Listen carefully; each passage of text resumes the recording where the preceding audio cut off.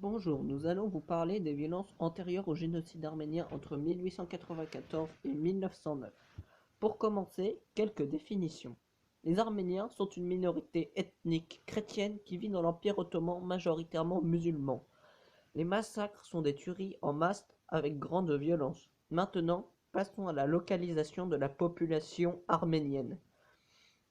Dans cette diapo, on aperçoit le territoire de l'Empire ottoman lors du massacre de Cilicie en vert, celui qu'il possédait lors des massacres hamidiens en rose.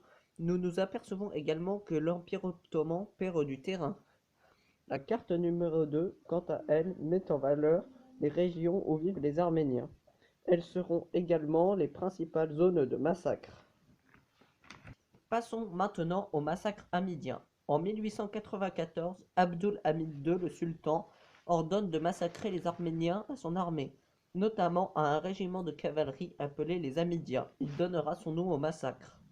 Un massacre se détache en particulier. Il s'agit de celui d'Erzurum en 1895. Enfin, en 1896, les enfants ayant survécu au massacre sont réduits en esclavage. Sur cette diapo, on aperçoit le lieu le plus célèbre du massacre hamidien, entouré en rouge, dont le bilan est 1200 morts. Il s'agit d'Erzurum. Passons maintenant au bilan. On estime le nombre de morts entre 200 000 et 250 000 lors des massacres hamidiens. Ensuite, voyons le second massacre, qui a lieu en 1909. Il s'agit de celui de Cilicie.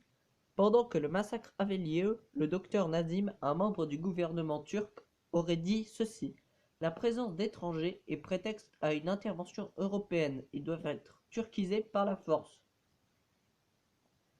Situons à présent le massacre de Cilicie sur la carte. La zone bleue est la zone du massacre.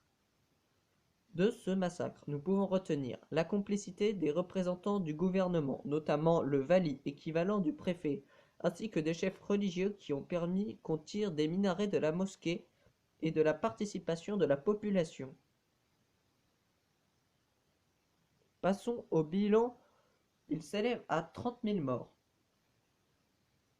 Nous pouvons conclure que le massacre des Arméniens est signe de faiblesse, car quand on contrôle quelqu'un, cherche-t-on à l'éliminer? Cela démontre également la difficulté à garder la paix intérieure.